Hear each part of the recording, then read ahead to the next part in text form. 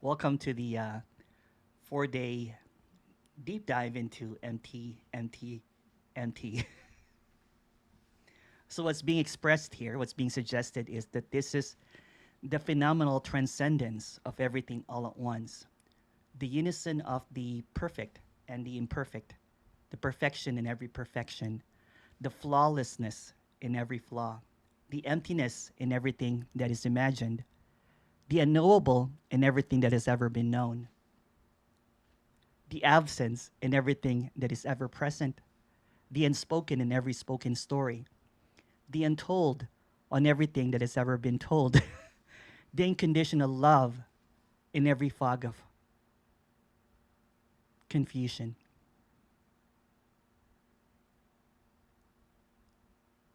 The innocence in every single desire, the sanity in all the madness, the sobriety in the intoxication, the stillness in every imaginable movement, the humility in the grandiose. This is a poor attempt of expressing what is. Welcome to the Big Bang and the event horizon, the spark of the beginning of life and the fade to nothing, death, where everything explodes and implodes. Welcome to Once Upon a Time and the end. This again is the transcendence of everything, everything all at once, appearing as this. And what's being expressed here is there's never been a single separation. There's never been any problems. There's never been any stories. There's never been anything spoken. There's never been anything at all. But in this intoxicating appearance of movement, sounds, vision, there's this sea of emptiness that everything in it drowns. I hope you drown soon, although there's no one to drown. In this emptiness, there's this clarity. In this clarity, there's this wow, this unconditional wow, that everything is all at once appearing as this.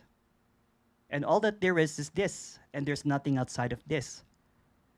And what seemingly seems to be imagined is also what is. What seemingly is that loud chatter is also what is. There's nothing to get rid of, there's nothing to do, there's nothing to negate, there's nothing to dismiss, because everything is nothing at all. So in this expression, in an attempt to express the inexpressible, there is just this bewilderment, this stunning clarity that everything is perfectly as it is. And there's nothing that needs to be learned. There's nothing needs to be figured out. And the cosmic joke is that this is it. This is it. There's never been anything but this it. And the it cannot really be mentioned or cannot be spoken of.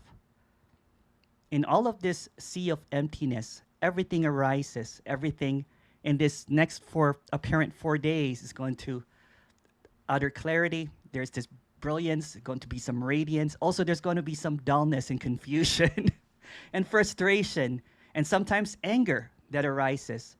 That's all empty. They're all emptiness. They're not becoming emptiness or transmuting into emptiness. Everything is empty. And every single word, every single question, every single response is emptiness reacting to emptiness. And in this, I was inspired by, I had this conversation with some scientists about, they watched the black hole video and they corrected me. They're like, it's the event horizon where everything fades to nothing. But I corrected, but when there's no time, how can everything fade? How can anything be processed? How can anything go on a journey? So this is nothing to nothing, about nothing, in response to nothing. And nothing is not something, it's always nothing.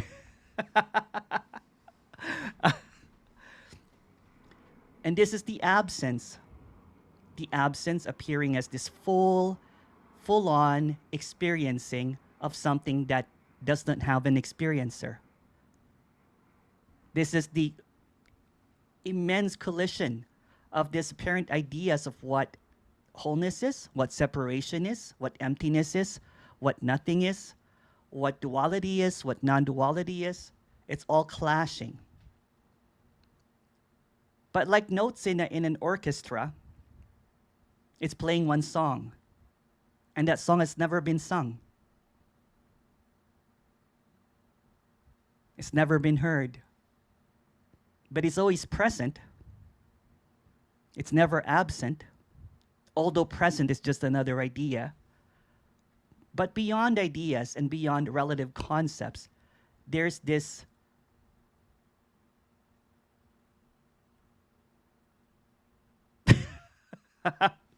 there's this. There's this. ... Whatever this is. And again, this is the transcendence of everything that is known and unknown, screaming at you in silence, pointing at something that cannot be pointed at, and celebrating something that's uncelebrated.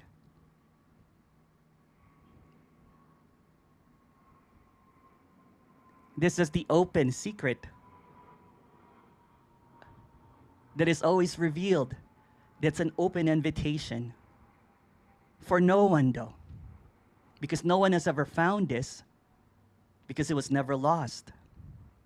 It's in everything. It's in the spark of everything. Everything has radiance. Everything has aliveness. Everything is nothing. And nothing is just another idea of something that cannot be called anything at all.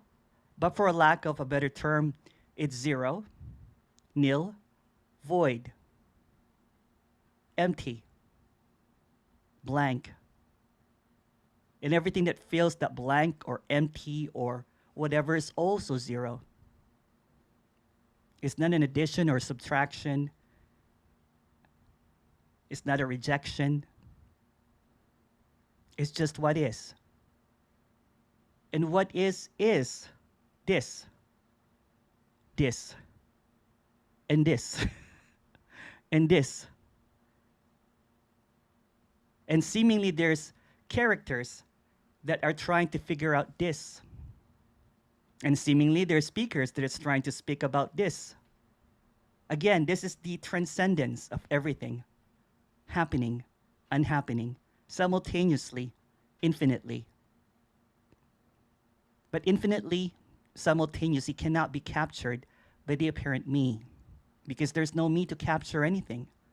Everything is just, woo, this, this, and this. It's the goosebumps. It's the fear. It's the temporal experiences. It's the achoo. It's the sneeze. It's the itch. It's the sweet taste. It's the vomit. Everything is already it. And what it is cannot be labeled, cannot be caught, cannot be turned into something that it's not, because it is not and it is also is. So in this transcendence and this simultaneousness of this perfection, there's a naming of what this perfection is. Some will call it absolute consciousness, pure awareness. Those are just labels. But anything that is labeled by a labeler is just this arbitrary subjective truth. There's no truth. This can never be found. This can never be figured out. And what seemingly is going to appear in this apparent 4 days is trying to figure out something that can't be figured out, trying to steer the wheel of a self-driving mechanism, trying to capture something like capturing an air with a butterfly net, trying to light a fire with the smoke. So in this sea of emptiness, there seemingly is going to be some drowning of some ideas, some drowning of some belief systems, some drowning of some concepts, some drowning of the apparent character. And sometimes the character gasps for air. Sometimes the character um, longs to be saved or to be pointed out for safety. But there's no safety here. Because what's not real cannot be harmed. What's unreal is this. It's this and this. It's appearing as whatever it is. And there seems to be confusion, disorientation of what's being presented here. But let's just say that this is blacked out already.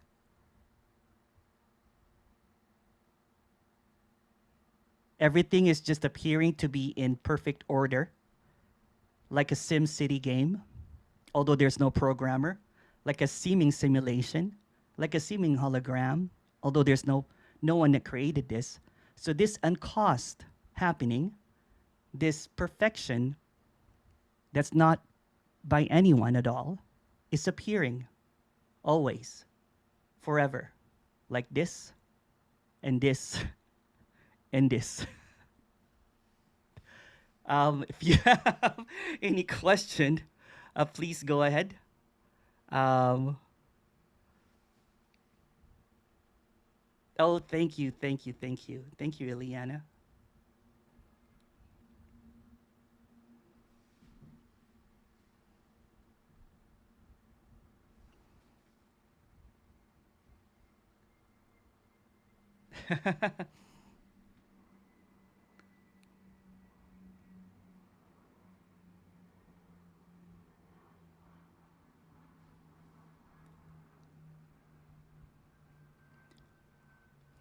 Hi, Emerson. You mentioned emptiness and awareness. Are they the same? And what seems to be the difference between the two teachings? Um, what's being expressed here is not really a teaching. This is just an illumination. This is like poetry. It's not teaching something. It's just words that are empty and trying to express what is absolutely obvious. When there is a talk about the moment that awareness is mentioned, there's already division, there's already separation. When there is pure awareness or all of that kind of stuff, there's already a doer. There's already an awareness, someone that is aware. So what's being expressed here is this complete emptiness. This is uncaused. This is sourceless. And this sourceless, uncaused appearance is really nothing at all. It's not an outer, it's not an inner, it's not a higher, it's not a lower, it's not something that can be found because it's never lost. The emptiness that is being spoken about appears in everything. It cannot be conceptualized, it cannot be learned, it cannot be avoided. It's just this and this and this. Nothing is missing. So in the teaching of awareness, there is this abiding in it, awareness of aware. There's nothing wrong or right about that.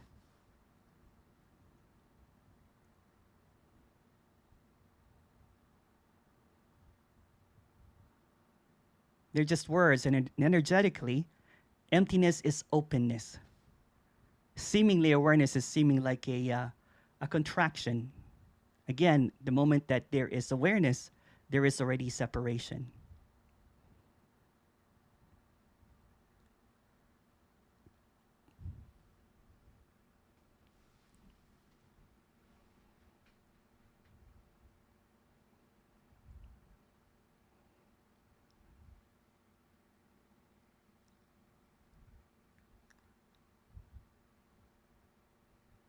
If you would like to add more to that question, go ahead.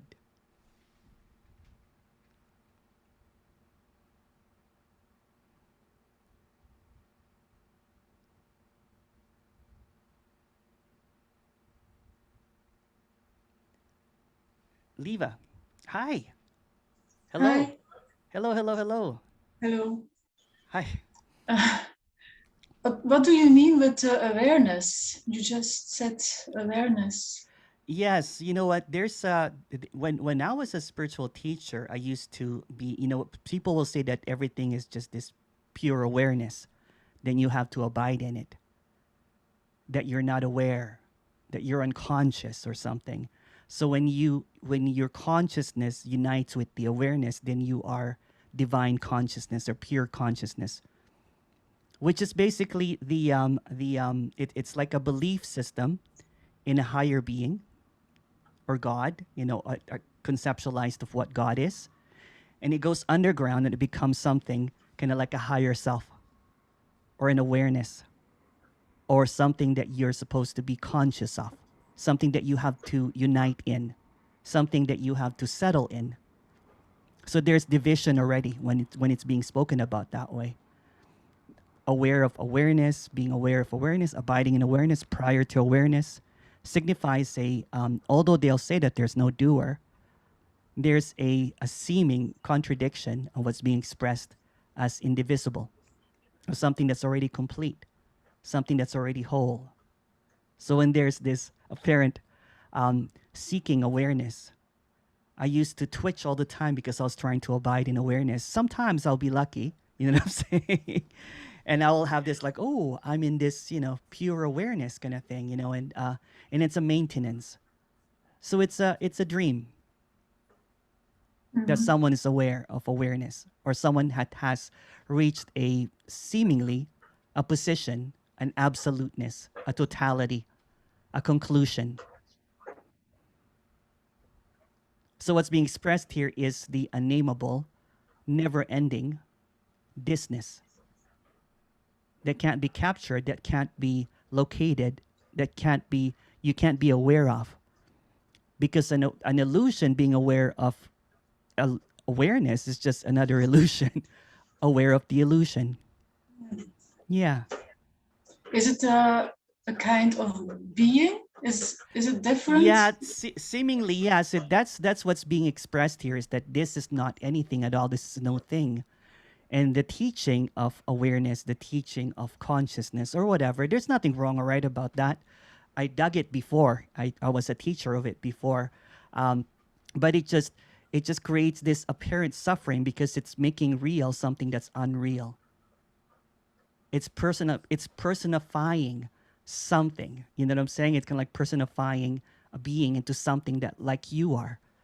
It's basically an attempt of the story to maintain the story that it's a bigger story, but it's still a story.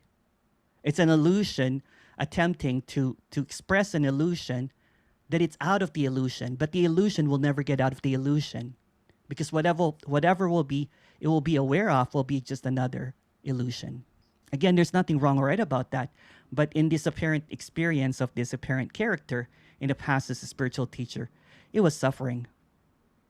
There were moments of bliss and there's moments of desperation of trying to get that bliss back. So it's maintenance, meditation, inquiry, all that kind of stuff. Again, if if some people are into torture and punishment, that's cool. This is kind of like a cautionary tale. This character has done that, been there, taught it, suffered for it. So when it got out of that teaching, of this circular teaching, and then always having kind of like a leader or having a lineage,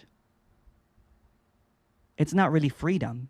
It's what the version of freedom to that apparent sage or guru or to that teacher is. That's their version of what freedom is. And sometimes there's earnestness to share that freedom. Like this character, I was very earnest, but when I lost it, I didn't feel, I felt like a fraud because I was teaching liberation. And here I was, crying in the shower, sobbing when I lost it. And I would go back into practices and meditation and everything. And I did it for more than 10 years. So yeah, so this is the inclusion of everything. This is the acceptance, radical acceptance by no one of whatever seems to be appearing.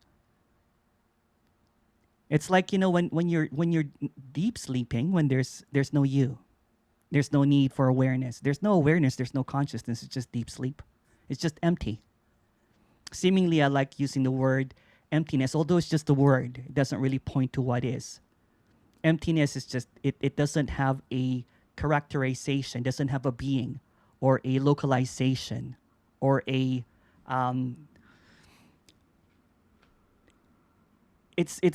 every word is dualistic, but it seems like, you know, it's not attached to a persona. It's just empty, or not an outer thing. When I say that everything is emptiness, it includes everything that is.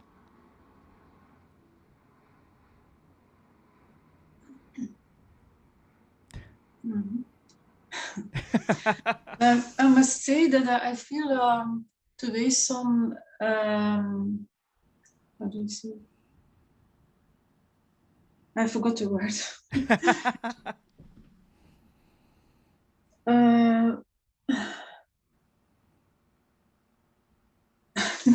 I forgot it. No worries. It's almost like I want to leave the meeting. Yeah, Some yeah, yeah. kind Of of, course, of course. This is very confrontational. yeah. This is very confrontational. What's being expressed here is not really addressing the character. It's not addressing a person. It's talking to air, and the character wants something to get, wants something that to be coddled, wants some practices, wants something imaginary. So the imagination wants something imagined, so it can continue its imagination that it is real. Yeah, but I don't want practices. I never liked Yeah, practices. yeah. But Or once anyway, once or once a story, you know what I'm saying, to maintain itself. What's being expressed here, this is kind of like a um, this is kind of like a an interrogation that there is no one there, and then the seeming character keeps on coming up with, I don't like this, and there's nothing wrong or right about that, right? There's going to be some story about, I feel confronted with this, or whatever it is that seems to be happening there. mhm. Okay, I try to stay. Okay. There's no one choosing to do it or not. It's just what's happening. Yeah, Yeah. If you choose to stay or not, it's just what is. okay. Yeah. There's no one driving this.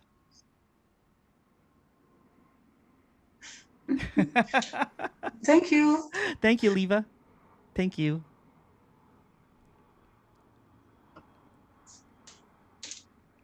There's a question here. Okay, I'm just gonna mute. Um, could it be said the only awareness is aware, and that's what's happening? No person to find awareness, just awareing is happening.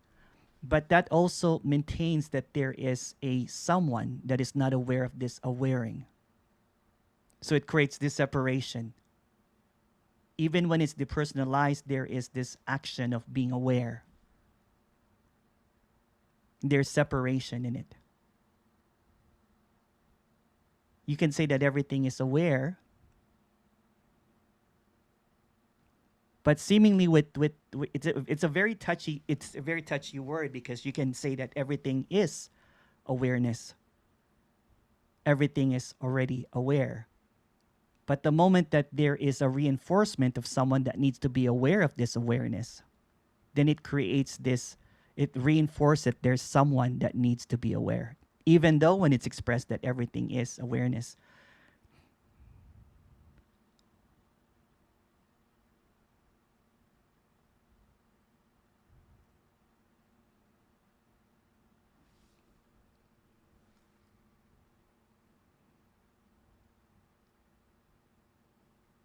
Kathy, hello. Yeah. Hi. Hello. I, you know what I wanted to ask you? I don't know when you dropped or whatever the word is, but I was wondering, did you have inclination to go?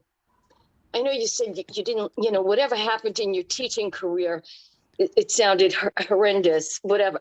I mean, not that you ever talked about it, but do you ever have that like longing to go back to the spiritual? No, not at all. Not Not at at all. all. Not a single bit. Not a single bit. It's like waking up from a nightmare. That was a nightmare.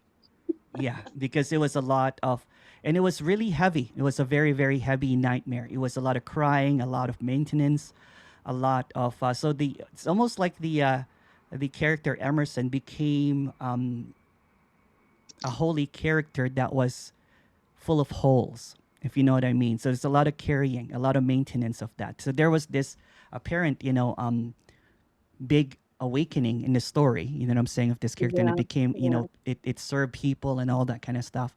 And then it was put yeah. in a pedestal.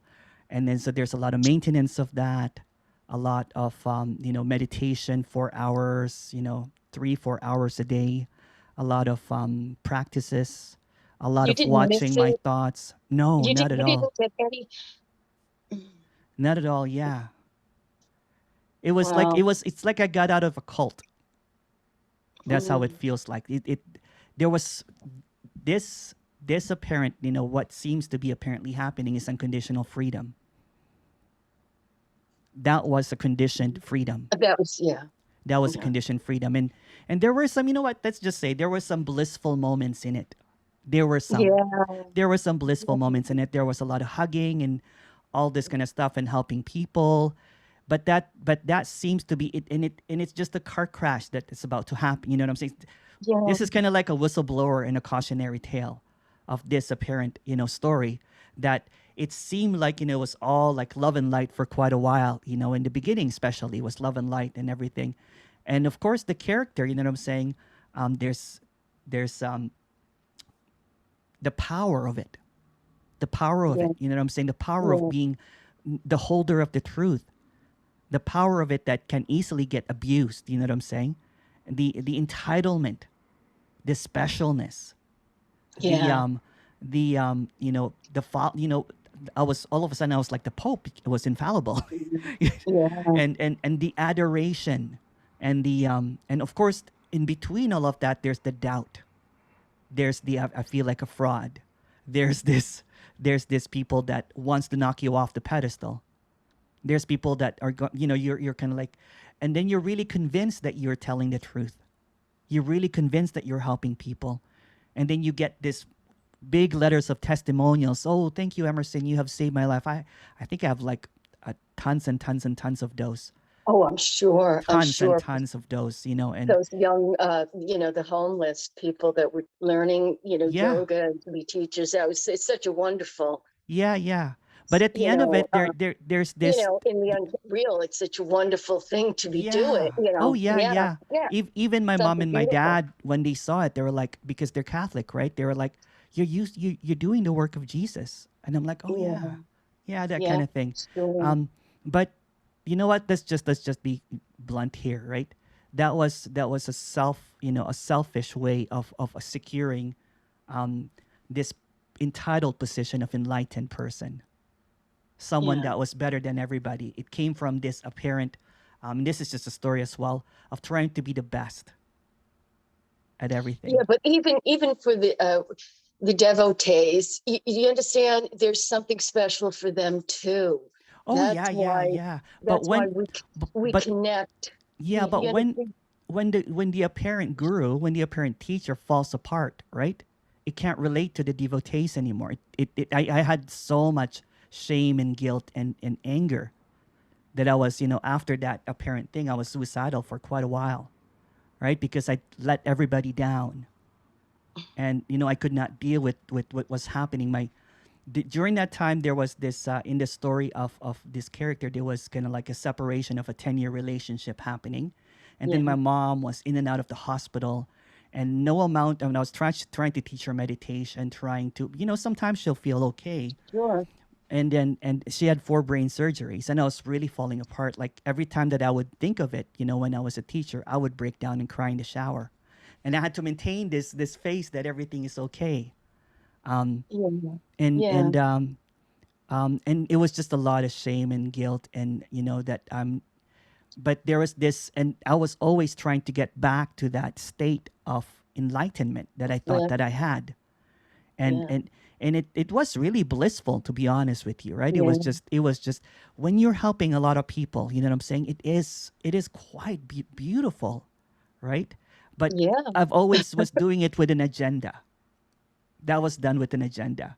And even eating kind of like vegan was with an agenda, is to feel spiritually superior. I kept on looking at my spiritual bank account, and it kept on going up and up and up, my imaginary. So when encountering this communication, it was the end of specialness. It was a loss. It was kind of like Oh, owning it's up. such a loss. It's such a loss. It was like it's like all the stocks have plummeted. It's kind of like it's It's it terrible. it's bankruptcy. It's It's terrible. empty, empty, empty. And You know, I always remember, listening to something maybe of Jim, and he'd be telling people this is a tremendous loss. And, yes. there's nothing here for anybody. And I used to say, what is he talking about? And now it's like, wow, Yeah, it it's is. so awful. It's really Yeah. awful. And it was always a maintenance of the spiritual teacher. So not Uh, only I was aware, or kind of like, enlightened or something, then I started, trying to fix people with trauma, you know, Yeah. and then trying to kind of like work with the inner child, all that kind of stuff, all of this fantastical things that I thought was being earnest. But when it came crashing one day, I'm like, I'm full of shit. Yeah. it's Yeah. this is just a belief system that I really believe in, and I would look down at everyone, e- especially my family, my poor family, and basically said that you need to, be in the now, or you need to, be aware, or Yeah. Yeah. and I would get like my friends, kids, you know what I'm saying, and my friends, saying Proselytizing. to kind of Yeah. like you know what, do this, and it was always advertised, always Yeah. advertised. Um, it was a very special time in specialness. It was a very special time in feeling that I got something. So Yeah. it's the dream of enlightenment that usually ends up as a nightmare. It's really dreamy, right? It's really dreamy because all of a sudden you think that all of a sudden you're like, I don't have thoughts, but that's a thought in itself. Yeah. Yeah. I'm a blank slate now. Oh wow. Yeah. I'm depersonalized now. Wow. And then my friends could not relate to me anymore. So I was like in a cult. I was in a cult that I created. It was funny because even like last week, I got an email from a guru's ashram that, whatever, it's a long story, but, they were like, we're doing a special meditation. Yeah, yeah. We're going to do it for 2 weeks, whatever. And the guru's even going to show up for a half an hour every day, blah, Oh blah, blah. wow. What a blessing. And yeah, no, I came within inches of signing on the dotted line. And then I thought, you're a fraud if you do that. What a fraud you would be to sign up for that. And then the other thing that kind of turned me off was when I went to see the cost, it was like, you can make it in 5 easy payments. So I kind of got turned off, and I thought, how can you do something like that? But for this person, there's a loss of the spiritual nature of the spirituality. Yeah. And it hurts. It hurts a lot. It is a bit of grieving, because when I lost Oh, it's spirituality, I grieved it. yeah, I grieved it, yeah, and I kept on trying to go back, even at the yeah. and this is just a story. Even at the apparent that never happened. The unhappening, the unevent of this apparent Emerson. I was about to do a meditation retreat because I was supposed to make a comeback as a teacher, and then Wow. at the when it was a loss, I had to kind of like give everybody, like I had to cancel. I had to write this letter. I can't explain it right now, but I can't teach anymore. And it was what I needed to get back up, because I was in financial ruins and everything, and it was and I had to refund everybody back, and basically said, I'm really sorry. I'll make it up to you. That kind of thing. Yeah, yeah, And when so of course there was people that were supportive of that. They're like, we're just trying to help you because we knew that you went through a rough time, and we know that you're a good person, and you just did bad stuff as poor choices as you Yeah, know, poor whatever it is, choices. whatever it Yeah, is in the yeah. story. And and I felt really kind of like grateful, but there was also this clarity now that there are no others. There's nothing I can do to help anyone, and there's this honesty now. It's just the Mhm. sincerity that, you know what, if I can give you something, I would give it to you, but I can't because you're not even there. And that's what, and there's no one here to give it to you because Yeah. this is an appearance. And um so this appears like a whistle blowing, you know what I'm saying, of you know, but there's nothing wrong or right about that. This is just telling about this apparent story of what seemed to I happen, mean, which is a cautionary tale. for me, if I hadn't had a glimpse, I'm telling you, I would never buy into this. Yeah, I yeah. would be back on my, saying the rosary or going to the guru or whatever I was in. If I, it really fucked up my life. Yeah. Yeah. Kind of like what Leva was saying earlier, you Oh, know, when I would attend this, I wanted to leave, but there's this, I'm still magnetized to it. I'm like, oh, oh, like I would be in a meeting and I'm like, you know, it's like, it's kind of like what Jim said. It is like, you know, it's a, when I first heard this, I was like, oh shit, I don't like this at all. I don't like this at all. It's kind of like a pouring of cold water, but there's a resonance to it. I can't explain it. That's what it is that there's just yeah. this emptiness and everything. And um I was actually talking to someone about this, that, you know, it's funny because, you know, presenting this expression that there's never been anyone here, that there's nothing to do, seems mad. Oh, yeah, Yeah, absolutely. I seems wouldn't mad. express this to anybody. Yeah, yeah. My brother asked me this just this morning, and he goes, "Have you told mom and dad what you do?" Does your brother listens to, No, has no, he read it? knows. He gets a little bit of it, right? But Oh, and I'm like, no, I told dad, you know, that it contradicts with his belief system, and it you know, and yeah, because he's curious. My dad is curious. I One day yeah. I heard him listening to Tony and I speaking, you know, with that conversation, and I just ran him like, what are you listening to? And he goes, I'm like, oh, Oh, no, no, no. I said, it will contradict with your belief system, and you know, and I oh, respect your belief sure. system, and it's quite jarring, right? Any belief system, not just religiosity, not just spirituality, your existence is Yeah, a belief your system, own, right, your right. own existence. Your own Yeah, existence. Yeah, yeah, just it cuts it down to nothing. it Yeah, cuts it down because the existence yeah. is the reality of my existence Of is why I'm the here. Yeah. belief system that keeps it running. So when it keeps on getting shot, it doesn't want to hear this. It doesn't want to accept what is already obvious, that there is no one already. Um, and it keeps on coming up with stories of, you know, or, and it will use, you know, like, well, whatever kind of like reason. And that's what apparently this character did. It was just kept on making excuses and everything. Although sometimes what was being said, I said this yesterday, that when I used to listen to this, I used to write down everything. Used to, you know, on the YouTube thing, I would rewind and pause and write down what Jim wrote, and trying to figure out, is this a Figure it koan, out. or if this a riddle or something? Can I, you know, how do I figure this out? And then after the apparent seeing that there's nothing to figure out, I was laughing listening to this. I'm like, it's so simple.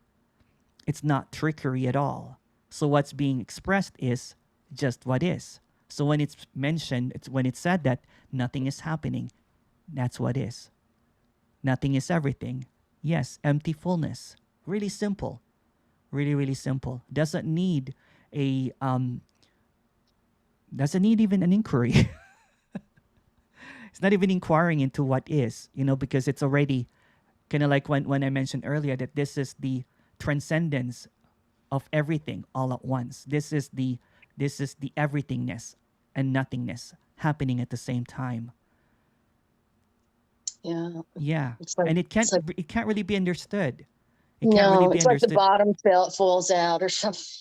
Yeah. The bottom falls out. Yeah, it's like, okay, I don't have anything to grasp anymore, and Yeah, there's and that's why some nothing. people call it like free. I think Tony called it free falling, and Kenneth Free uses it fall. Yeah, It is free falling because yeah. there's nothing to understand anymore. Because any understanding leads you to a conclusion, Back to a concept. Yeah. back to a concept, back into Yeah. an understanding, back into the I got it. Who got it? Yeah. That's what it is. And they'll say awareness got it. So the awareness becomes personalized now. It's I am awareness now. So it's like the insecure me becomes, goes into spiritual practices, and then becomes this superior me when there's no me at all. When there's this is just this boundless energy that's appearing is as it is. And Yeah. and that Yeah. 10 years of apparent hell of seeking and finding and everything going back and forth and even attaining enlightenment, um, was just pure hell as well, because it was like the bliss was, and then the drop was so low. And then I would try to make up, I'm like, maybe I should teach now, the dark night of the soul now. So it was just this, there was this constant, trying Yeah. to trying Reaching. to to Constant. reach out. Yeah. And as I've mentioned before, in that 12 years of practicing meditation and everything, although I got a lot of um, testimonials of how it helped them, I don't believe any of it, because it was this temporariness. Of course, you know what I'm saying. When you gaze into someone's eyes for like 4 minutes, there's going to be something that Yeah. magical happens.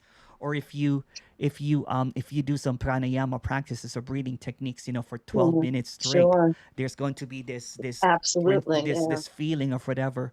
Or if you believe that your guru, you know what I'm saying, is Yeah. special, it's kind of like seeing, kind of like, Michael Jackson. When you see Michael Jackson, you're like, it's this Yeah. idolatry. So it's this Yeah. codependency that happens, that someone has the power and you don't have it. Someone has the energy and you need it. Someone, you go to a darshan hoping that you can get blessed, rain down Yeah. with some Yeah. energy. So it's this dualistic already, You right? feed off of that. You Yeah. You feed out feed of it. that. And Yeah. again, seeking, I thought that I was quite smart, growing up and everything.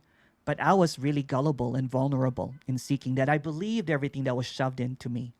Like Oh, everything, sure. everything, when I was seeking. So when I found gurus and awareness and whatever, um, teachers Yeah. of A Course in Miracles, everyone, you know what I'm saying, I'm like, please, let me know, because I don't know. And although it does not make sense, although it was contradictory, it had a lot of holes, had a lot of, there's a lot of red flag coming. I dove into it because I was desperate to seek what they have. So there's Yeah. always a presentation of, I have something that you don't. I got Mhm. something that is, I have the truth. Yeah. I don't have any more thoughts. You can get there too.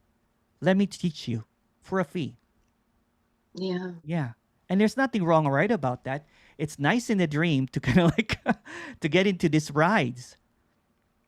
But when you get stuck in the ride over and over again, you keep on, paying, because I didn't, and it just becomes horrific. It becomes a nightmarish situation, because you have given all of your trust to a person that's not even there. You have given all of your hopes and dreams and someone helping you. And it's just basically, it goes back into, like you're kind of like a gullible child again, you know what I'm saying, and trying to give all of this trust and everything. And it's quite hurtful when that falls apart. And that's why I felt a lot of shame, because there's a lot of people that, there were some people that they would be like, oh, Emerson, this, was very enlightening for me. And I know that it was temporary. I know, and I'm like, okay, that's going to, that's going to be, the honeymoon is going to be. So what's being expressed here, and I didn't know the answers for that, because all I know was the maintenance of it. So I would tell them, you just have to, be abiding, meditating, practicing, cleansing, purity, all that kind of stuff. Yeah. Yeah. Maintain the you to be pure. You have to be pure. And I felt like I was how do you call it? I was screaming at everybody all the time, because you don't Mhm. get it. I have it. and it's convincing. It's kind of like I felt like I was a greasy salesman trying Yeah. to trying Mm. to trying to maintain the truth that I found. When I saw that it was all a hoax, that there's no truth, I started falling apart. It Well, was just that's, yeah. yeah. Well, that happened listening to Tony. There Is was that how this that happened? clarity to Tony. You know what I'm saying? There's clarity to Tony. But it was I was petrified of what he was saying because it rang true. It resonated so much that then of course I was falling apart and I was listening to this communication um, religiously and professionally. I was listening to it like 8 hours a day until it can't take it anymore because what was happening, so it destroyed the teacher completely. It destroyed it. It annihilated the belief systems and everything. And but there were still remnants there. There was the remnants there. There was the remnants to be special. There was this waiting for something to happen. When is this going to Yeah. happen? I was thinking of, like, I think I told people this. I was planning to move to, tent outside of Tony's house. Walk where he walked around in the park, or Well, or something stalk some of happened. this. I was a guru. I was a guru, hunter. What I'm saying. But what was being said all the time, and that there is nothing special here. This is actually the normalcy. This is what's being expressed here. That nothing is an offer. That everything that seemingly is over there, because there's no over there, is as it is. But there is this running idea of what it should be, what could be, and what I could attain. But when it's expressed that what over there is already, it's already this and this and this. Yeah. And then there's this seeming kind of like letting go, although no one's letting go. It's almost kind of like a retirement of that seeker that goes on desperation mode on trying to get what is. So this is kind of like a whistle blowing that there's nothing to get. This is already it. This is already perfection. But not your version of perfection. It's just perfect as it is. And it scared the heck out of me. Saying like, well, you know what? I'm not in a good place right now. Like, I'm broke. Someone, it was just like everything fell apart. And what do you mean this is perfection? But when it is seen that everything is as it is, that there's nothing to get, there's this wow freedom, right? It's freedom in every situation, even the shitty situations, even in brokenness and bankruptcy and homelessness and all that kind of stuff. There's freedom in it because there's no one steering the wheel of what freedom should be. Before, when I was doing the teaching and practicing, this is not what freedom is. So let me steer it into some clarity of, being aware of or why didn't I merge into the awareness and everything. And if you really look at it, spirituality calls this bypassing. And this is just this own opinion here, although there's no one here.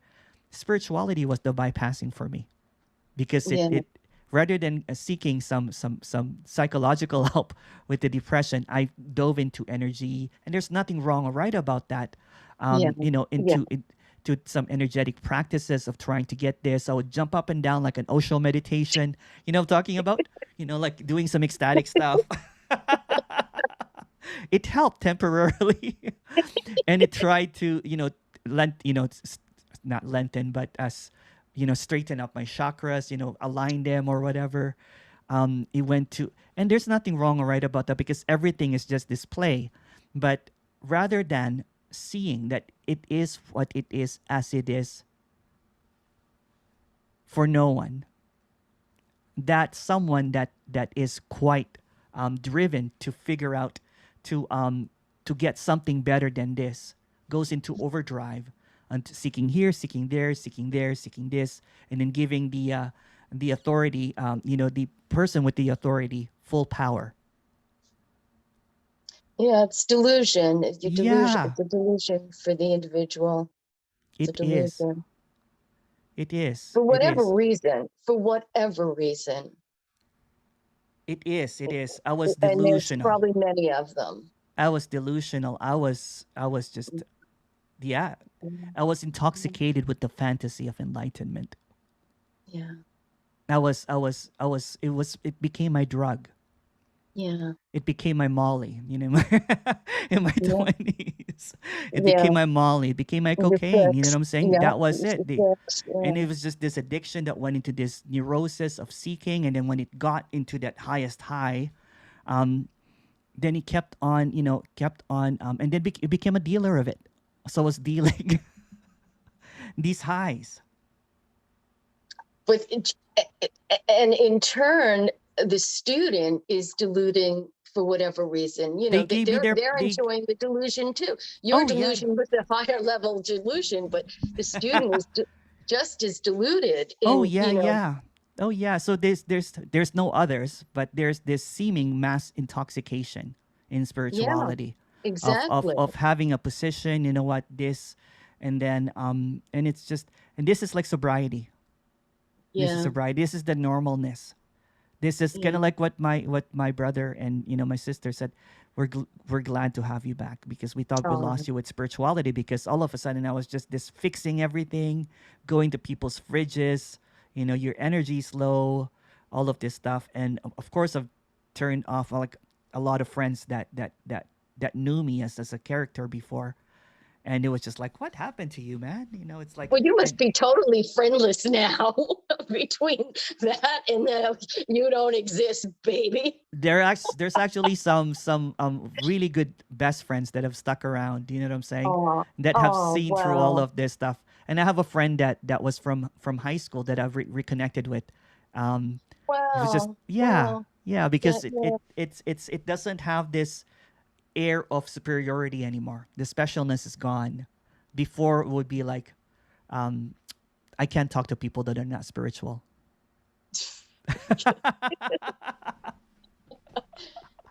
Wow. Well, thanks, Emerson. Oh, Thanks. thank you, thank you, Thanks for thank you, clearing some of that up. thank you. Appreciate it. Thanks. Cheers.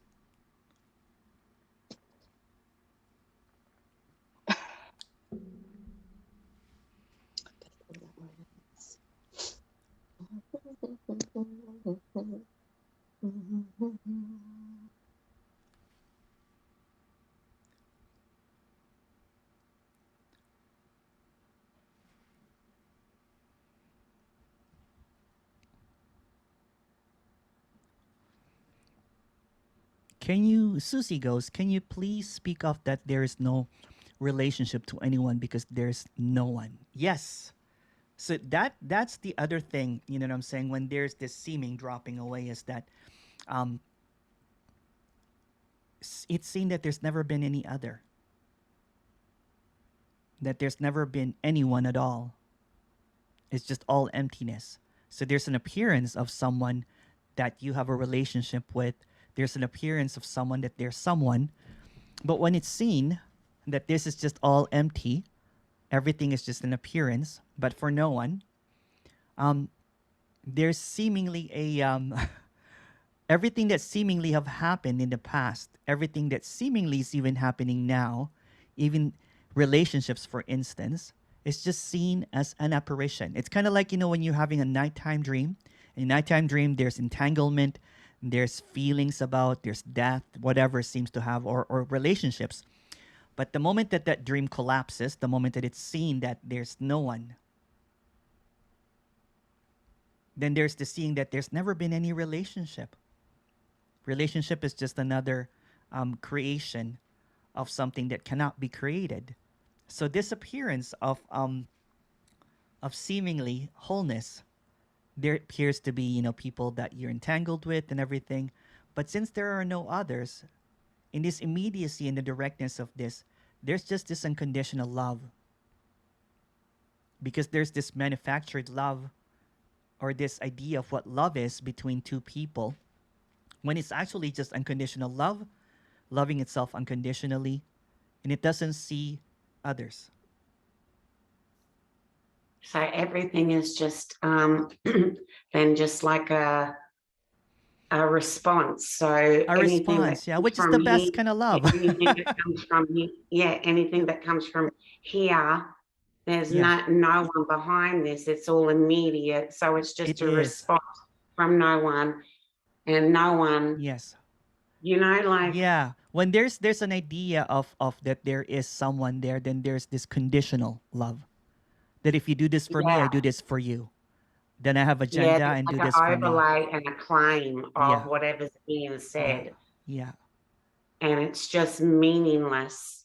It is. It is. It is. It's and surprisingly, although there's no one here and this doesn't have any relationship, the apparent relationships are kinder, more beautiful, more tight because it's not bullshitting anymore. It's not doing something as a cause and effect thing. It's just what's happening. It's just an apparent reaction to what is happening in the immediacy. It's not thinking of, oh, maybe if I do this, this person will love me more. So it's finally enough love Yeah, that it there's no doesn't, agenda no agenda, in yeah. yeah, And whatever seems to appear too, for example, if the apparent character is wanting whatever, you know what I'm saying? That's also met with unconditional love. yeah, Yeah. Whatever seems to appear is innocence. It's yeah. just innocence. Yeah. Mm. And it's brilliant. Cool. It's brilliant because when I thought that I had to maintain relationships, I thought that it was just a lot of work, you know what I'm saying? Maintaining Yeah, relationships. And there is always this a discontentment in relationships. It's kind of like I do more than this person, or the other person thinks that they do more. But when it's met with seeing that it is what it is, then there's this intimacy. There's this nakedness to it. That this is just emptiness to emptiness. It's beautiful. yeah, It's not about, it's not about dissociation that there's no one here and everything. It's seeing that everything that is appearing is empty and full at the same time. It's going to be more romantic or whatever, but although there's no one being romantic, it's just what is or not. yeah, Yeah. yeah. Thank you, Emerson. Thank you.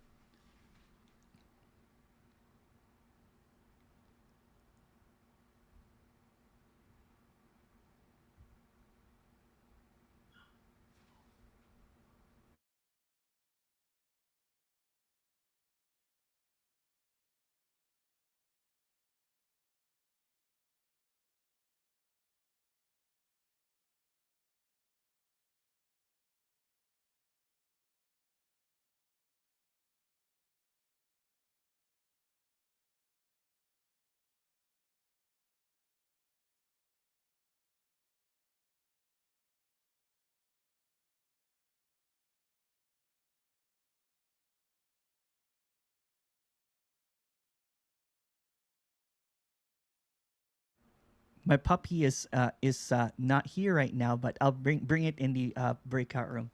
It just knocks out the lights and and tries to eat the microphone. So I'll bring it later in the breakout room.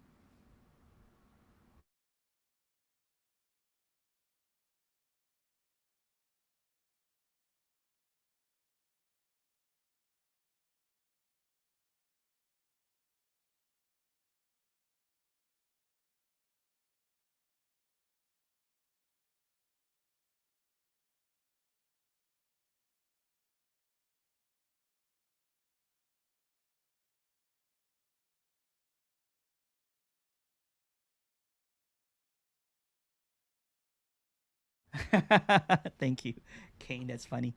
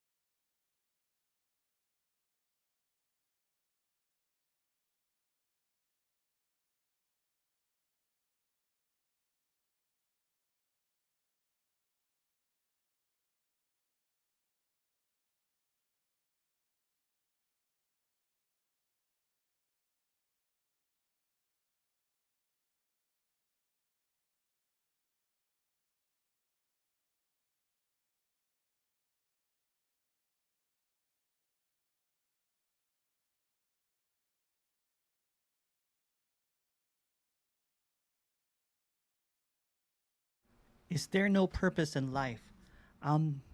No. Because who's going to have a purpose? And that's one of the questions, actually, one of the questions that I had, as because one of my when I was teaching, I used to teach people to find their purpose in life. I used to get, that was one of my thing that I did, is I found my purpose. My purpose is to help you find your purpose in life, and that was just a big sham. Because what seems to appear is this, what there's a focus in what, the importance of this apparent appearance. So this is what's being expressed there is the humility that there's nothing that's needed. There's nothing that have to have any meaning or any purpose for this appearance. Does a dream have a purpose? Does a dream have any meaning? Is purpose really is just another idea of what this should be? In the absence of ideas, in the absence of thoughts, what is purpose? What is meaning?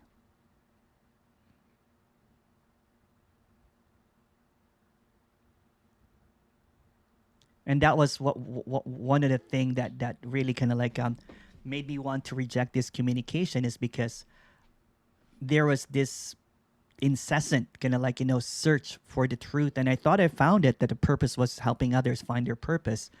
But when it's seen that there is no such thing as others, because that's dualistic.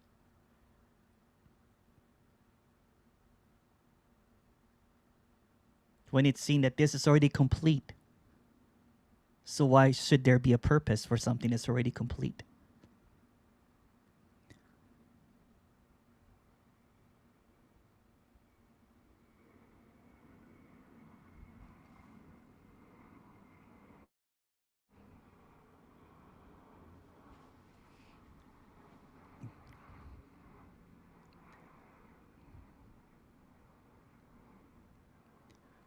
Hi, Emerson. Can you make a comment that uncompromising speakers are just really unconscious?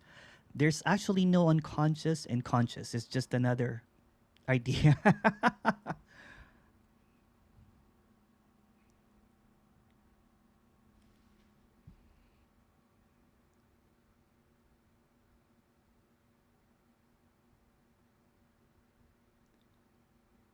Oh, thank you, Laura. I painted it early this morning.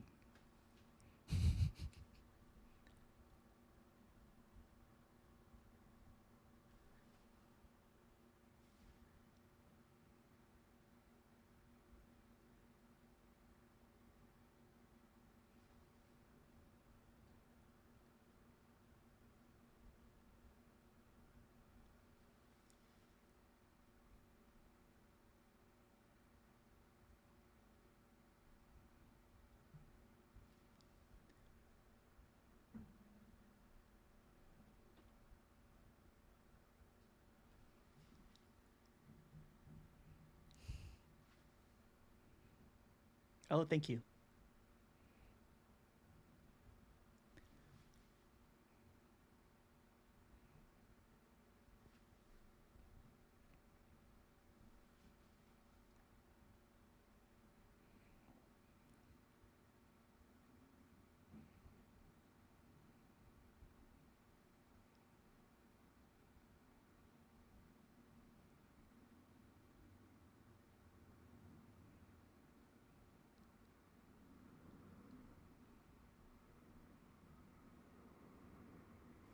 Hi, Emerson. Is there an ultimate understanding to what is being spoken about?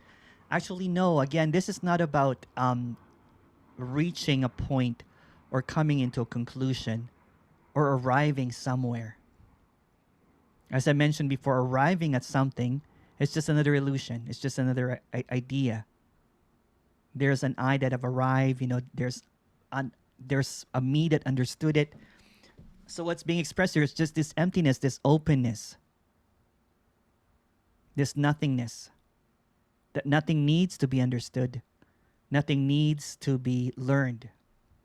Because learning and anything that's ultimate when when there is this when you hear something kind of like that ultimate or absolute, it's a teaching.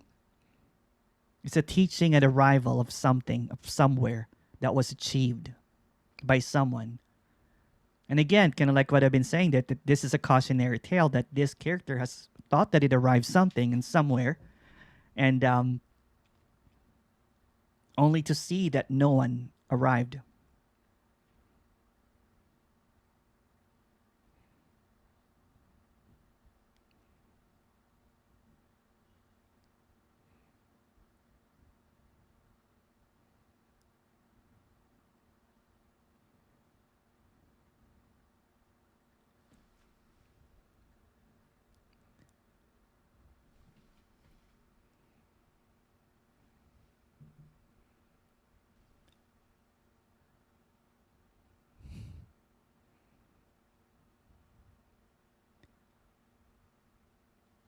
Steve, Hi, Emerson. hello. I like your I wall. think there's not only nothing to reach for, but no one to reach for it. Yes. Can you hear me okay? Yes, yeah. But that's where the loss is, Yes. because there's that's so ingrained that you've got to get whatever it is. Well, in the illusion of separation, it's always about attaining, getting, right? It maintains the illusion of a lack. So when there's a lack, it reaches for something. It's the same thing as, it's as a child looking for something, like a child looking for food. You know what I'm saying? It's just seemingly the appearance of this appearance of life happening is just always an attainment. But that's the illusion. There's always an attainment of food, gathering food, eating food, looking for someone, finding a job. There's always something. There's nothing wrong or right about that. But when it's seen that that's just a wheel, a play of life, of ups and downs, of separation, of this and that. So when it's seen that that's just a play, the investment in the player is a loss. Because the player, or the one that seemingly is in play with this illusion, thrives on attaining something. So when it's seen that that's really meaningless and purposeless, it's a hard blow. It's a hard blow. It's like, what do you mean I didn't achieve anything? What do you mean I don't know anything? What do you mean that there's nothing at all? Although that appearance appears every night, you know what I'm saying? When you go to sleep, there's nothing that there's no one here. Appears, not even every night, appears completely unmovable. This emptiness that I'm talking about that cannot really be described, that this sourcelessness seemingly appears in everything. But there's a belief in the player, in the trickster, the joker, the place that comes in and out of emptiness. The joker that says that I need something, I lost something. It doesn't see, you know what I'm saying? It doesn't see the permanence of the emptiness. It sees the impermanence that comes in and out of getting something. So when there's a loss of that, when it sees that, oh, it's just a trick.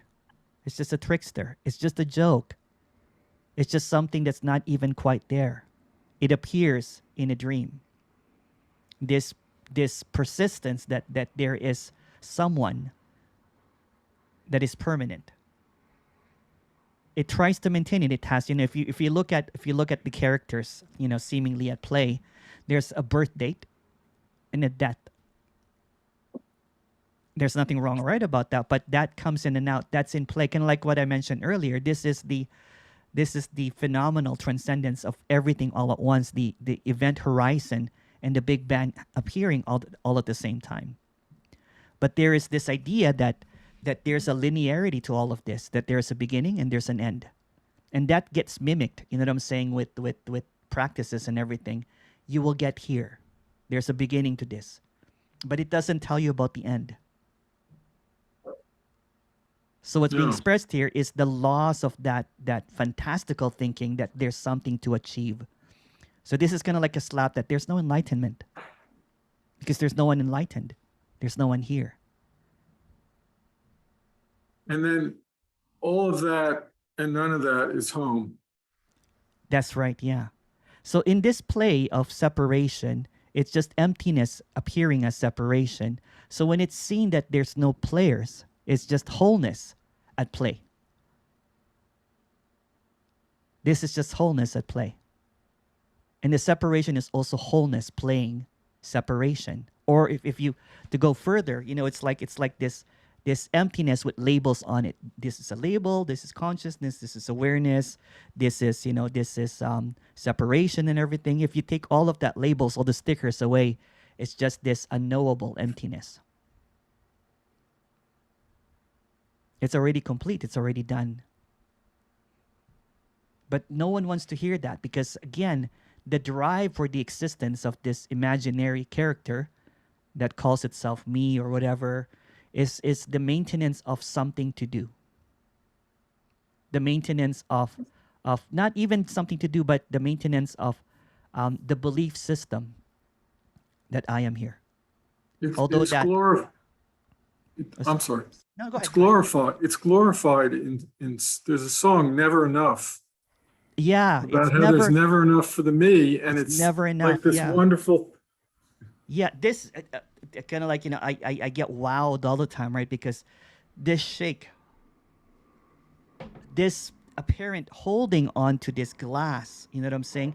The impossibility of separation, the voice coming out from this apparent body, the voice coming out from that apparent body, the walls, the air, this wondrous appearance of emptiness appearing as this fullness of this apparent thing. You don't even need to figure it out. It's just this. It appears as everything. It appears as a heartbeat. It appears as a blinking of the eye. It's just the naturalness of everything. The sky. And this appearance of everything happening all at once. The thoughts, the ideas, the goosebumps. Everything is emptiness appearing as that. So I'm walking along, pretty nice walk, and I'm looking out, and I'm thinking, I don't really feel the way I should about this. I should feel differently. And then, boom, Yes. I go, Yes. that's it. That's That's it. part of it. That's it. Yeah. It's so hilarious, right? Because what's usually rejected is it's kind of funny when I usually can like do a one-on-one, and when there is an apparent, seeing through this, is just what's being rejected is kind of like, oh wow, that's what it is too. It's not separate in anything at all. Even that feeling of rejection for it, right? Kind of like, oh, I can't take this anymore, Emerson. I was talking to someone and I can't handle it, what was being said. And then all of a sudden, boom, it goes, oh, it's the rejection of it too. It's rejecting itself. It's so free that it can reject itself. It's so free that it can reject freedom as itself. That's how unconditional the freedom is. So when it's seen that everything is just this unconditional freedom appearing as, there's not even appearing as, because everything that's inging, as I said, everything that's moving is an illusion. Everything that is processing is an illusion. So in the sea of stillness, everything that is seemingly presented as movement, talking, singing, dancing is the illusion. But the illusion is emptiness itself, appearing as whatever. In the infinite expressions of this apparent illusion, it appears as whatever it is. That's why, when it's said that what seems to be sought for seems to be hidden, because it appears in everything. It appears in the dark thoughts. It appears in everything. In the blinking of the eye, in the cleaning of the glasses, in the smudge in the glass, in the walls, in the air, in the feelings, in everything. Everything. The problem is it's too easy. That's what it is. That's what it is. It's the trying to figure it out.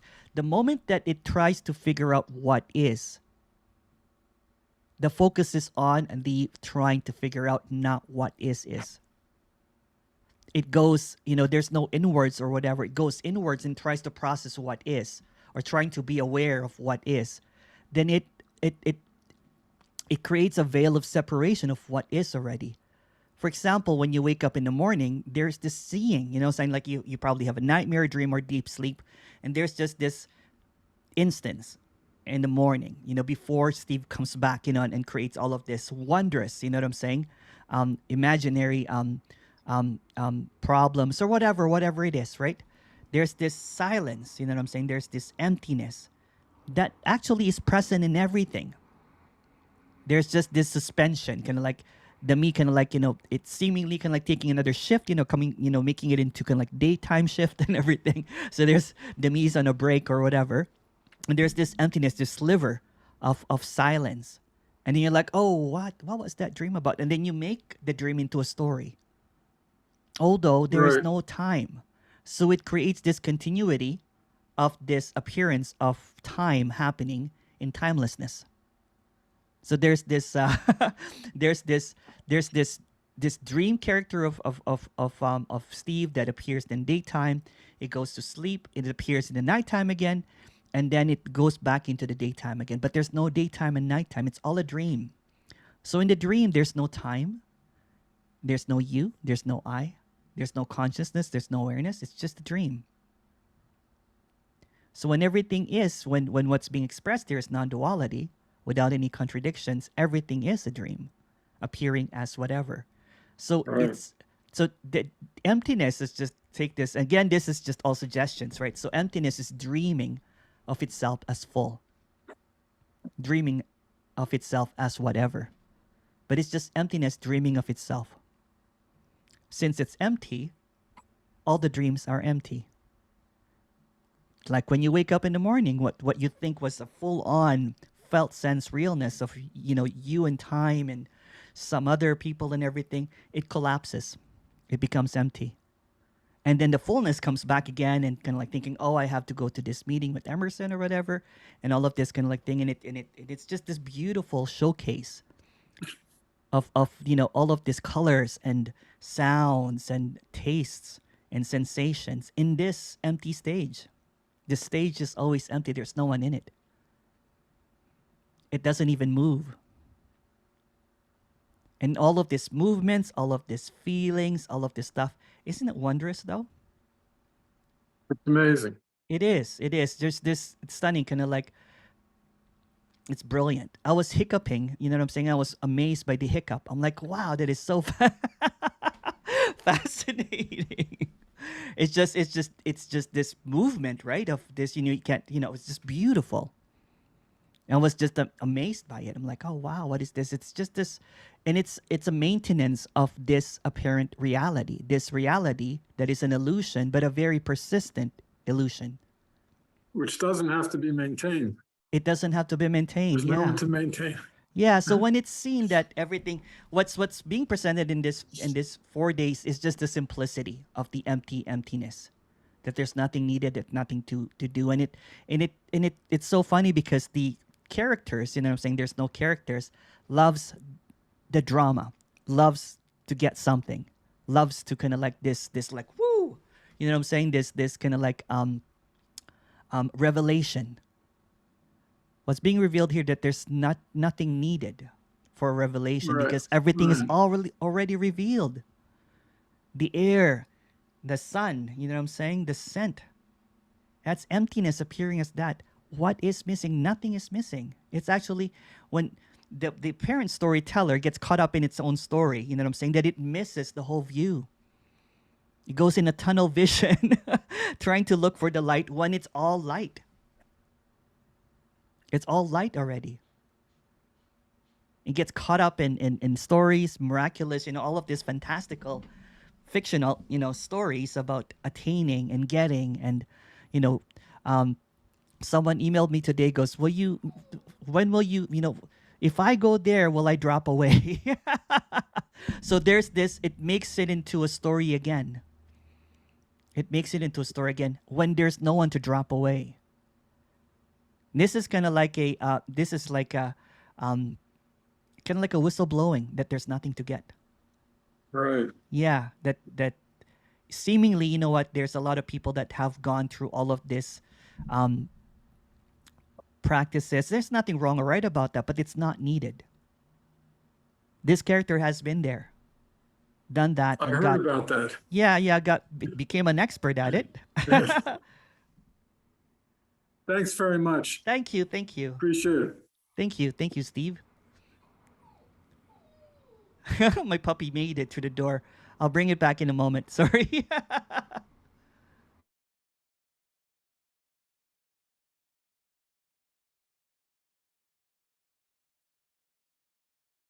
Just one moment, okay? She's crying too much. No, just a second.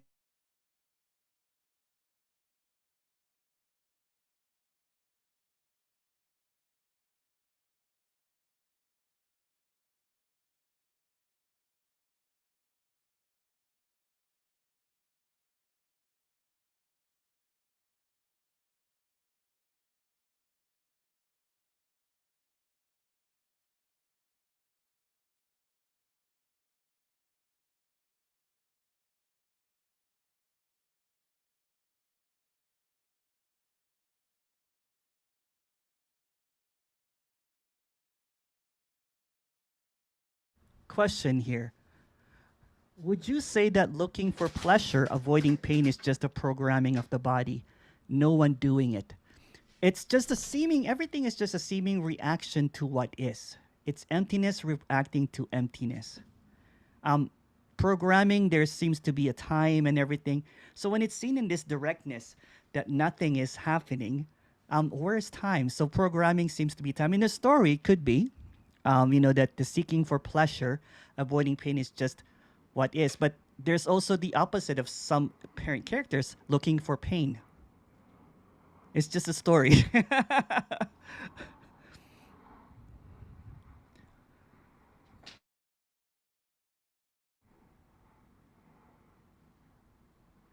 Would Muji still believe that he is a person? There's no Muji.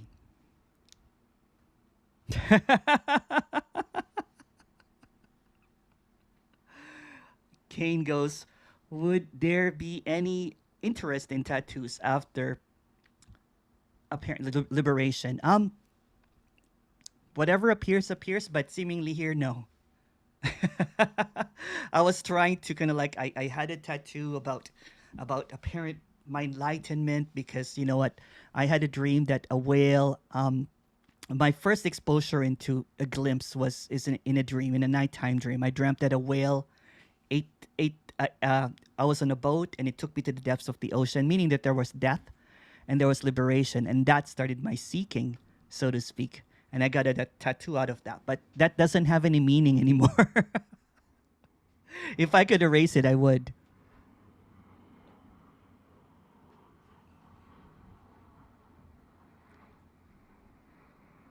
Uh, Tony's Zoom actually is tomorrow. So what I did with the schedule is I tweaked it a bit so you guys can attend the Tony meeting. So there's a Tony meeting tomorrow. So I looked at his schedule. The link is on the email as well for the for Tony's meeting. So the meeting tomorrow is at, I think, so I've cut down my first meeting to 90 minutes so that you guys can attend a Tony meeting, and there's a break as well. I'll probably say hi before I take my dog for a walk at the Tony. Probably say hi to Tony and Claire. Thank you for asking, Marcy.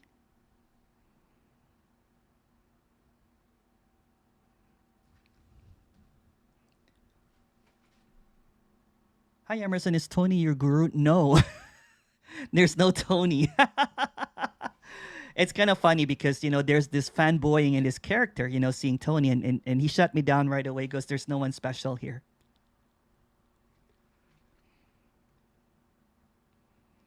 We don't even talk about non-duality. Talk about marmalades and fish.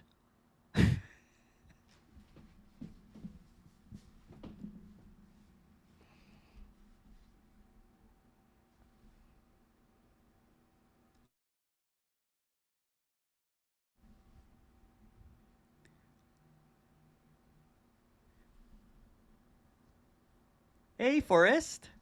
Hi, Emerson. Hello. Hey. Hello. Hello. Nice to meet you. Nice to meet you. I've never met you before. Who are you? Yeah.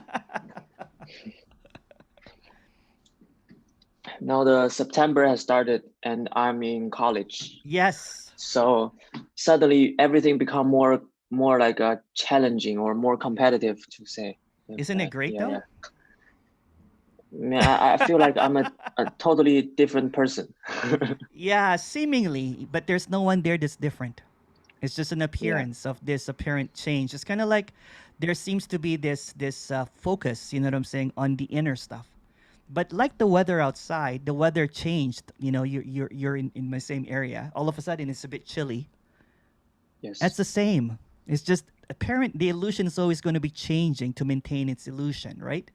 Because if it's permanent, there's no more illusion. If it's just all stillness, then it's seen that there's nothing.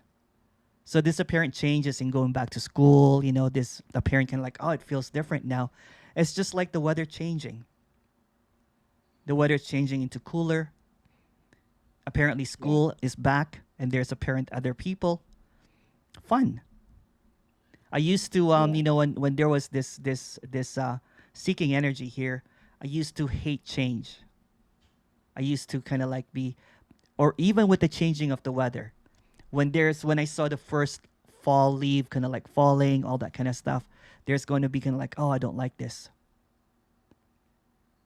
But it's just what is. Yeah. So whatever Before going seems to college, I don't like college. Yeah. But after going to college, I find it interesting. Oh, good. Good. Yeah. Yeah. Good. Whereabouts are you? We'll talk on the phone. Maybe we'll go for lunch or something. I'm at Scarborough, so okay. it's far from me now. Brampton. Yeah. And I don't have car, so oh no. you know. Yeah. Yeah, it's just what is. It's just what is. I'm happy that you're excited again. That's good. So yeah. I actually don't have any questions right for now. Yeah. All right, my son. Okay. Yeah. This is my imaginary son.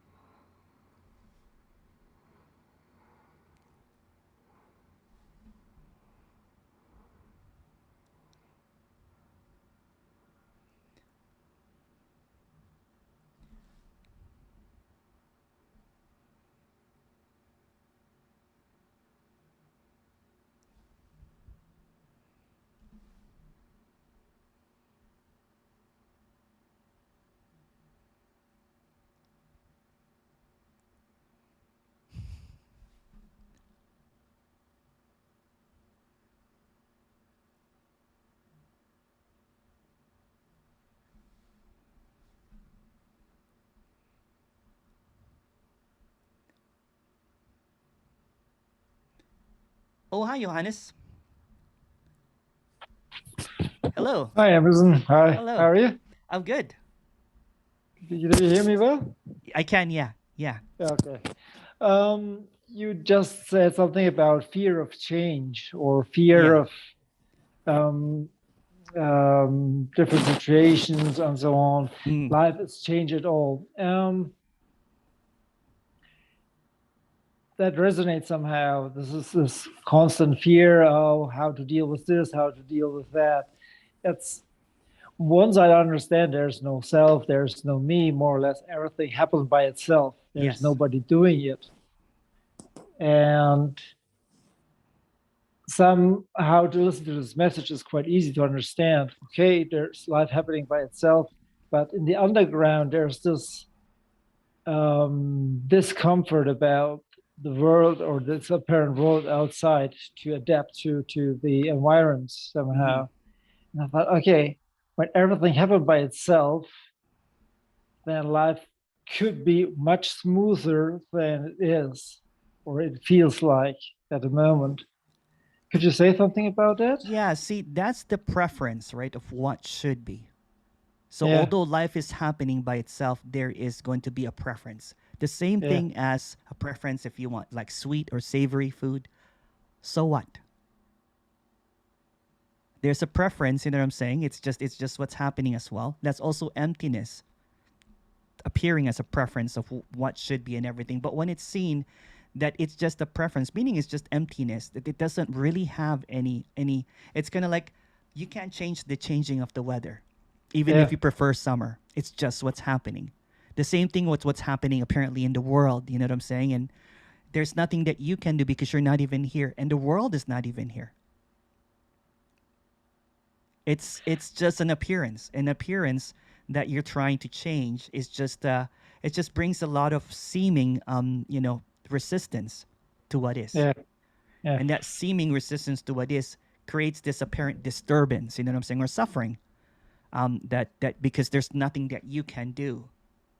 Well, there's nothing that you can do because there's no one here. So it's almost trying to steer the wheel, trying to wish something. Kind of like when you're dreaming at night and then you wake up in the morning and you're like, "Oh, I wish I can go back to the dream and change something." It can't. So when there's this resignation, there's this surrender. No one's surrendering, of course. When it's seen that no one is driving this, no one is manipulating this. There's no source that's doing this. There's no outside that's doing this. This is just happening all by itself. And there's almost gonna like a resignation or a surrender. I'm like, well, you know what? If I can't steer the wheel, I'm just gonna lean back Yeah. and watch the world burn. There's a sense of that somehow. That's okay. Don't do anything. It's not in your hand. On the other side, that's what I asked before in the chat. This body have some preferences. When it's too cold, it likes a little bit warmer. Yeah. When it's too warm or so, it's try to seek shade. Yeah. And that's what I thought. This is just programming of the body. The body want to have I see what you're saying. a kind of Yeah. comfort level, more or less, where the body is okay. It's just and everything running natural, fine. isn't it though? It's just natural. If there is hunger, then the parent body will seek food. If there's cold, then it will seek some heat. It's just this appearance of this apparent reaction, cause and effect kind of thing. The body is just apparent reacting, but since there is also no body and there's nothing whatsoever, it's just not even trying to understand that. It's just what's happening. It's just the immediacy of this apparent. For example, if a baby is near a nipple, it will it will latch onto that nipple. It's just the ordinariness.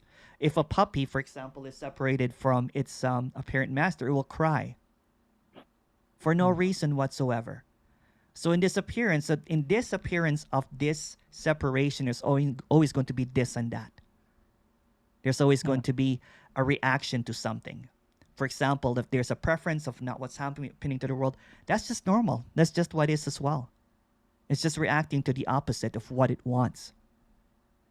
That's maintaining the reality that this is reality. Because it believes that there is something happening. And there's nothing wrong with belief. This is not about discarding beliefs, because there's nothing that you can do about belief, because there's no you to do anything about the belief. And belief and no belief is still a belief. So there's this circular belief system about, there's something I can do or there's nothing I can do. It's just the same. But there's no you that can do or not do anything. So it's like there's nothing to maintain. For example, there's nothing to change. If your preference is not, it's kind of like, if you don't like hot food, you're not going to continue eating it. You know what I'm saying? It's you're going to go, you're going to, not do it. It's just the immediate reaction to whatever is happening. And there's nothing wrong or right about reaction, because that's also perfection. So if there's a preference of not wanting to, not liking what's happening in the world, that is just what's happening. It's just a reaction to what is. It's just the illusioning with the illusion.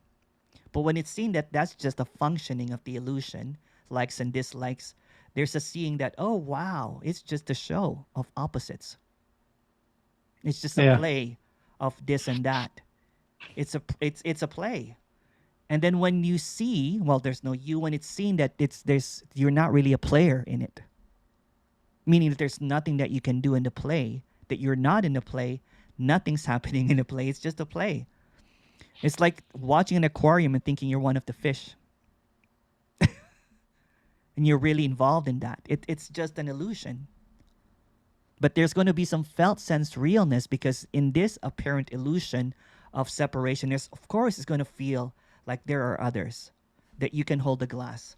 Otherwise, you know what I'm saying, if there's no felt sense of separation, the person will be comatose in bed, will not be able to function. Yeah, my thought is, or there's a thought coming up when everything is one flow, more or less. There's no resistance to anything at all. Yes, yeah. That's what. The idea is coming up. Okay, when everything is one, where there any resistance coming up to what's happening? Because there's no reason for any resistance, more or less. There's Well, even if resistance happening, that's all right too. Who cares? Yeah. It's just acceptance of whatever is appearing as is, not as it should be. But For example, if you're eating spicy food and you spit it out, so what? Yeah.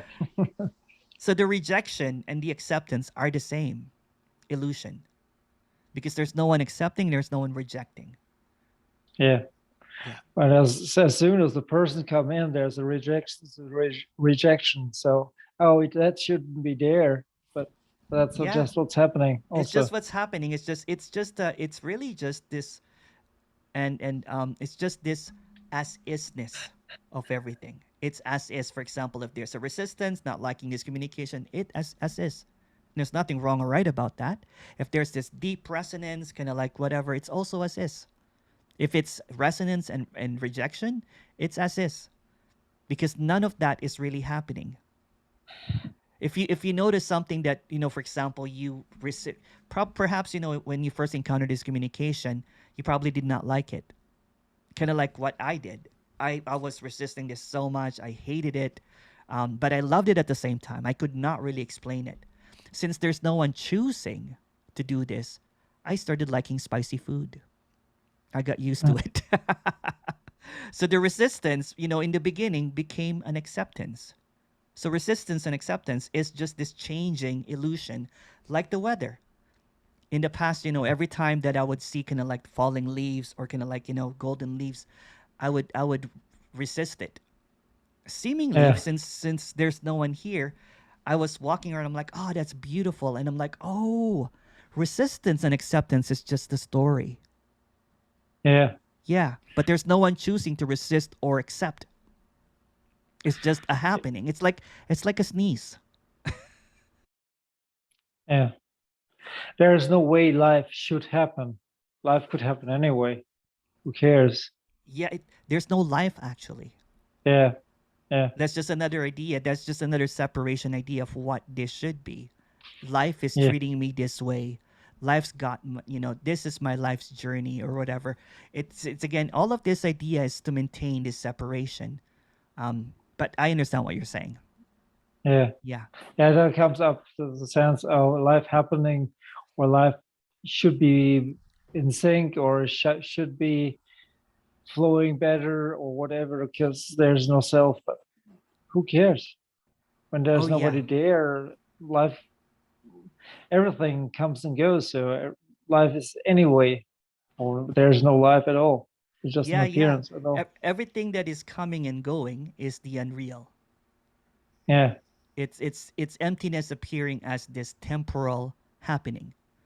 So since it's an illusion, so kind of like the weather changing, the situation in the world changing, there are probably some times that you like, and although there's no time, there's probably some apparent time in your apparent life that there was peace with what was happening with the world, or maybe you were not paying attention to it at all.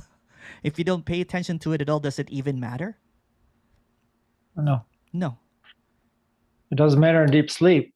Yes. Whatever happened in the outside. Whatever happens in deep sleep, it's and this is just a story. This is not a preference or whatever, right? Apparently, this apparent character does not listen to the news anymore. I used to follow, you get the Twitter, you know what I'm saying, get the newspapers and read every day to be a well-informed citizen. You know, listen to, you know, CNN, all that kind of stuff, Fox, whatever, you know what I'm saying, whatever seems to be appearing. And what seemingly is happening in that side is the persistent illusion is persisting as different sides. I'm on the left, I'm on the right. Left or right is just the maintenance again that this is real. I have a position. I am this, I am that. I have a label. I am a whatever. And there's nothing wrong with that. But when it's seen that there is okay, this Solana, we have to go. Pack up your stuff. Okay. when there's this how do you say it? When there is this preference, do you think that you have preferences? When you think that you have choices of being left or right, when it's seen that it's just a happening, so what? Yeah. Yeah. So whatever seems to appear in this appearance of a world, appearance of reality, appearance of the universe, appearance of left and right, and seemingly what's happening in the world, when there is this seeing that it's just what is, there's nothing wrong or right about that. When there's this clarity that's seen that, oh, it's just the same side of the coin, and the coin's not even there. It's just an appearance. It's just the same side of the illusion of playing opposites. And it's wonderful, actually, to be able to, and what's wrong with these illusions? There's nothing. It's just this play of light. To be able to see, to be able to see this billions of colors appearing. This brilliant light that comes in. This radiance and everything. There's this walking around, with my dog and just hearing the crumbling of the leaves, the falling leaves under my shoes. It's just brilliant that it doesn't really have any room for paying attention to the current affairs of the news anymore. Yeah. Because there's just this almost like a resignation. It's like being in this world but not of this world. Although there's nothing wrong or right about listening to news and everything, it just doesn't have interest in that. Yeah, it's kind of background noise is going on, but who cares? Yeah, who cares? Yeah. And if there's a care for it too, that's also it. Who cares? Yeah.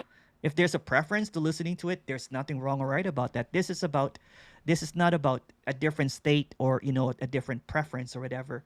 Whatever preference is, the preference is, but the preferences, the ideas, the illusion, the taste, the dislikes and likes changes.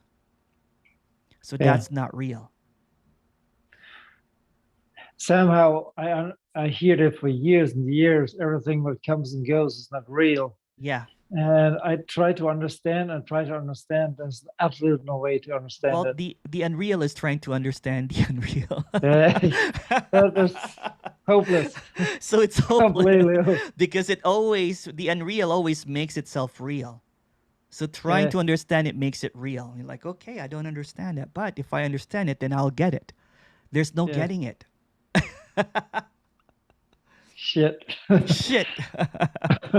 Yeah, I try it. It's a immediately response, more or less. You hear it, you try to understand, analyze it. Okay, I could apply it more or less, but there's no way to apply it anything. Yeah. So what's being talked about here is that persistent seeker, right, of trying to understand the understandable. There's this seemingly like a neurotic energy, right, of trying to, like, I've been listening to it for years, I can never get it. So there's a tendency, and that's the preference that I'm talking about. The one that has the preference, the one that thinks it will get something. That's the illusion. That's the ever-changing, because it doesn't really matter if you figure this out or not. When you go to sleep at night, does it matter? Yeah. And then it comes back when these meetings happen, for example, how will I get this? How will I understand this?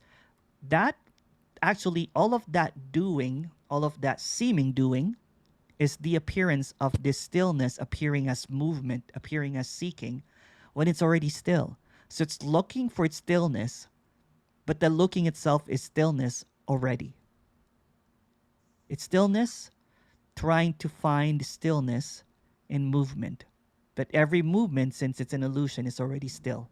Nothing really changes. There's an appearance of changing, but nothing changes. I think the so-called problem is that we are conditioned to look for movement. Yes. Well, that's a I story see that. again. We're not really conditioned to Yeah, anything. Yeah. yeah.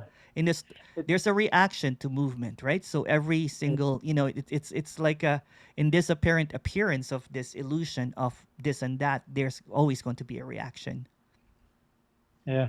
Yeah. I recognize it quite often when something running or so. The senses go there all the time, and they did not go back to stillness. They go always out, or mostly all the time out. So, and then you think, oh, something happening or whatever, you have to react on it, but you didn't never see the stillness. No, you will never see stillness because the stillness that you're trying to imagine is not still. Yeah, Because when it appears in imagination or understanding, or it's fantasizing about what is, and what is appears as everything. So everything is already still, but you're seeing movement. The yeah, moment yeah, that the moment that you think that you're seeing something, the you is interpreting it as something. yeah. And there's nothing wrong or right about that. It is what it is. You know what I'm saying? It is just appearing as it is. So trying to find deeper meaning into something is going into the rabbit hole of thinking. But also the stillness you're talking about, everything what's coming and going, Mm. is not real. Yeah, So it's the really apparent still. still, yeah, Yeah. the apparent stillness we sometimes recognize it's not it because it's coming and going. Yes, yeah, but it's actually it's the illusion of coming and going. Again, nothing is really changing, but Yeah, seemingly everything is changing, which can never really be processed in the apparent, mind, because there's no mind to process it. But it doesn't really appear as an understanding, because how can you say that this is really still but it's also moving at the same time? yeah. Trying to Also, imagine that just is actually movement, because the moment that you try to think that's movement, every thinking is imaginary, it's an illusion. Every understanding is also an illusion, because it's movement in stillness, because there's nothing. That's why when it said that there's nothing to understand, it's already done, it's complete, it's dead, it's free. and every approach to stillness, like in meditation or so, it's false. It's coming and going. It is, It's not. yeah. Yeah, It is, bingo, yeah. It's coming and going, it's trying to, it's all the movement in what's already still. yeah. And trying to maintain it, Trying to endless. maintain, yeah, it's just Yeah, this, it's noise, right? It's yeah, noise yeah, in a yeah. sea of All the silence. time. It's Yeah. noise. Or someone trying to get you there is just noise again, because there's no Yeah. others. Yeah. Well, thank you, Emerson. Thank you, Johannes. Thank you. Thank you.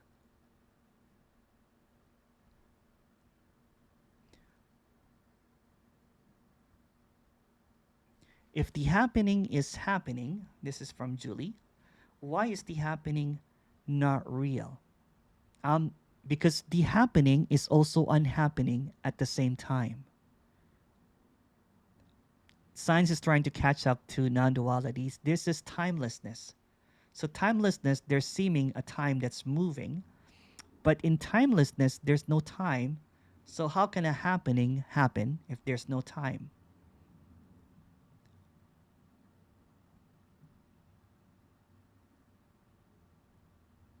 So the happening that seems to be happening right now is appearing in timelessness. In timelessness, there's this appearance of time, this movement, this speaking, this singing about nothing. But all of this singing and dancing is not really happening. Like in a nighttime dream, everything that seems to have appeared in time, everything that felt so absolutely real that it's really happening, that this is reality, the moment that there is this sliver of awakeness, it's all awakeness, by the way, this sliver of awakeness, when it's seen that no one is there, nothing happened at all.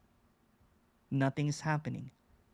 And then the narrator comes back and tries to narrate or tries to create what was seen or what was experienced into a happening. Yes, Julie or July, I'm not sure. Never will understand this. There's no you to understand this. That used to be my when I was seeking this, when I was hearing this over and over again. I used to say over and over again, "I will never get this. I will never get this." And in my frustration, and then after, there's no after, but seemingly when everything fell apart and fell away, brilliant statement, because there's no you to get it.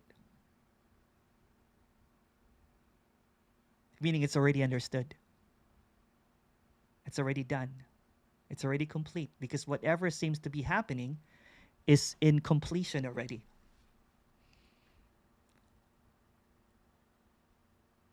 If you have more to that, please go ahead.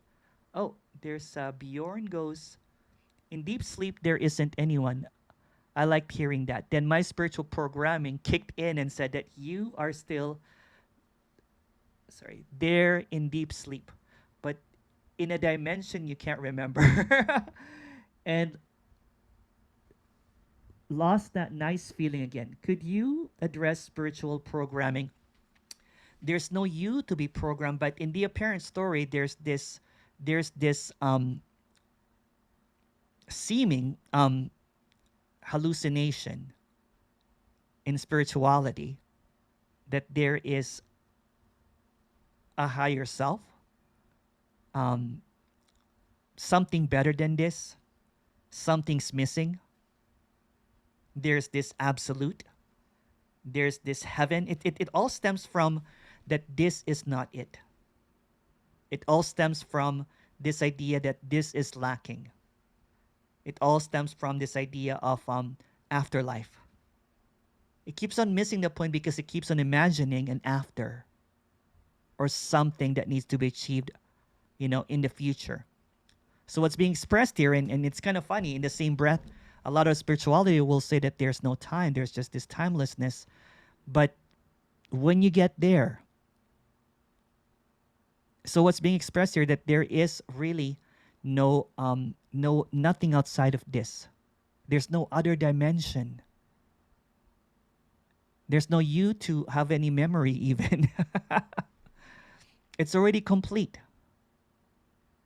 There's this idea of something that is lacking, something that is missing, something that needs to be done. But that's just all ideas, isn't it? When there's no ideas, when in deep sleep, is there anything lacking? So what's being expressed here, what's being presented here, that this is deep sleep already. That any ideas about spiritual programming is a dream.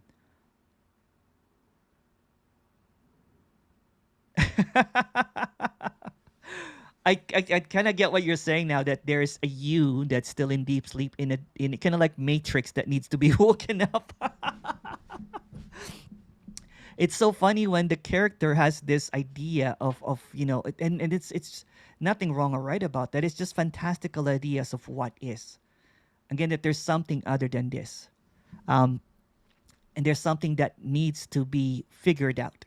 That there's something that needs to a different dimension, or when I was in spirituality, there was Christ consciousness, there was 5D, there was, all of this different stuff. There's pure awareness, absoluteness, all of this kind of stuff that I think that I had to get to.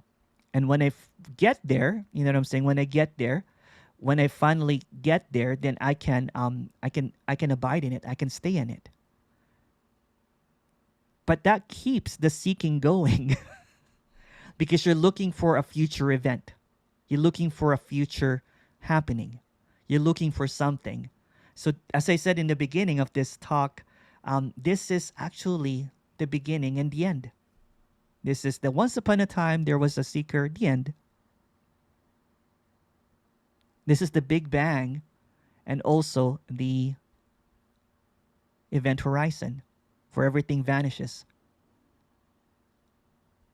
So spiritual programming, sorry, I went off at a different topic there. Spiritual programming is a delusion. It's like intoxication. And there's nothing wrong or right about that, but it maintains the dream of separation.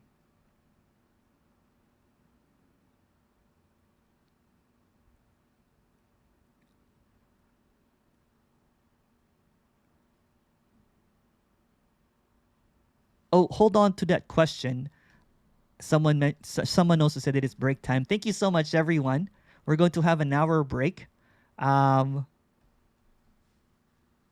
be in a breakout room with my little doggy. So I'll open up the breakout room right now. Thank you so much, everyone. Bye.